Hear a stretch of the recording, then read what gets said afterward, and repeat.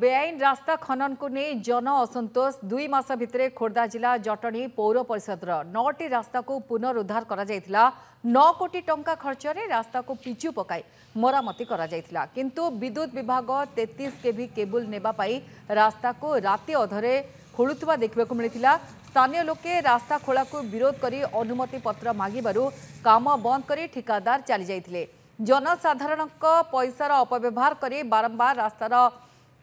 किभली भाबे अव्यवस्था करा जाउची ताहा सामनाक आछि। बड़ बड़िया ऑफिसर निज पॉकेट गरम करथवा मध्य अभियोग हेउची। जदि जटणी पौर परिषद अनुमति दे नाही रास्ता खोलुथिबा ठिकादार को उपरे निर्वाही अधिकारी काहीकि कार्यानुष्ठान नेउ नाहंती बोली प्रश्नवाची सृष्टि होईची। यही रास्ता को 2 दिन तले मो राति 11टा बेले रास्ता जीवा भितर से जड़े महाशय गात खोलिया आरंभ कले विशेष कौन हो ना यहाँ 33 केवी लाइन रो पाइप पड़ो। मु कहली आपण रास्ता काम सरला पर कहीं कले ना आमको जब ऑर्डर मिलला मु कहली ऑर्डर किए देला ना टीपीसीएल देला मु कहली आपण किए ना आम कंट्राक्टर लोक रास्ता काम हवा बोधे मसे तले बोधे काम सरी तापर यदि रास्ता खोला खोली हम आम जनसाधारण मैंने राति गला बेलू हईराण हो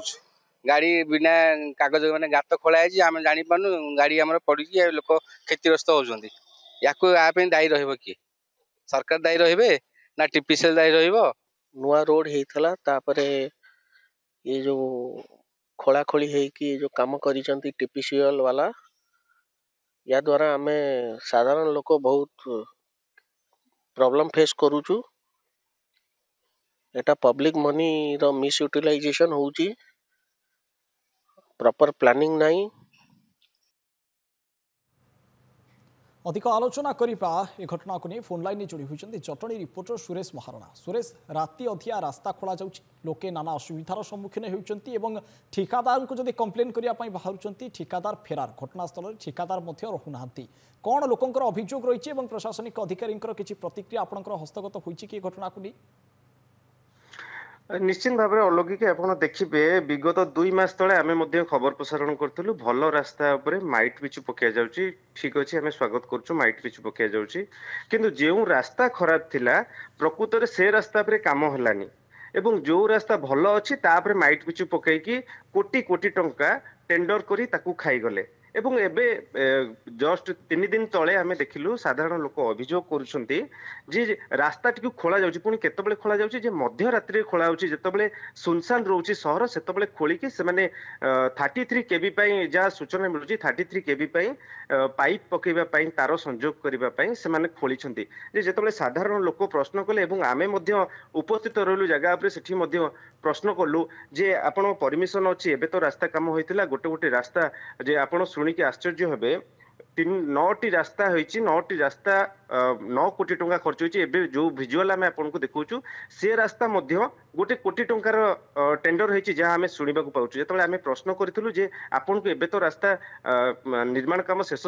सरिछि जे आपण खोलिया पे काहाटू परमिशन नेले जे से परमिशन न देकी कार्यस्थल रु पळैले काम बंद करी पळैले ता परदिन आमे जेतबेले जटणी पौर परिषद निर्वाही अधिकारी अच्छा आकृति गोइंका तांको मध्य पचारथिलु से स्पष्ट भाव में मना कर देथिले जे आम ठारू के परमिशन नै नाती आ ये रास्ता आमर नुह किंतु ए रास्ताटा जटणी पौर परिषद रो जेतबेले आमे पूर्त विभाग सहित जोगाजोग करूँ कौन संतोषजनक उत्तर मिल नथिले एवं सी आमको कौन उत्तर दे नथिले। एटी प्रश्न सृष्टि होची कोटी कोटी टंका बिल करा जाउची सर्वसाधारण को रास्ता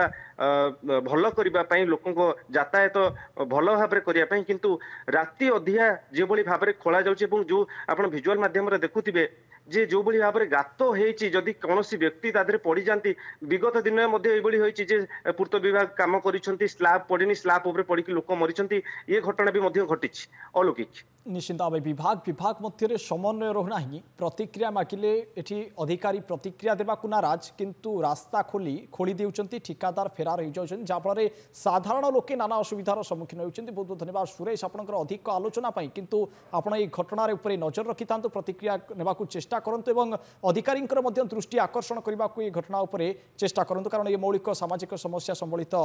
खबर तेणु यह निश्चित भाव में लोकंकर हितरे लागिबार आवश्यकता रहुछि।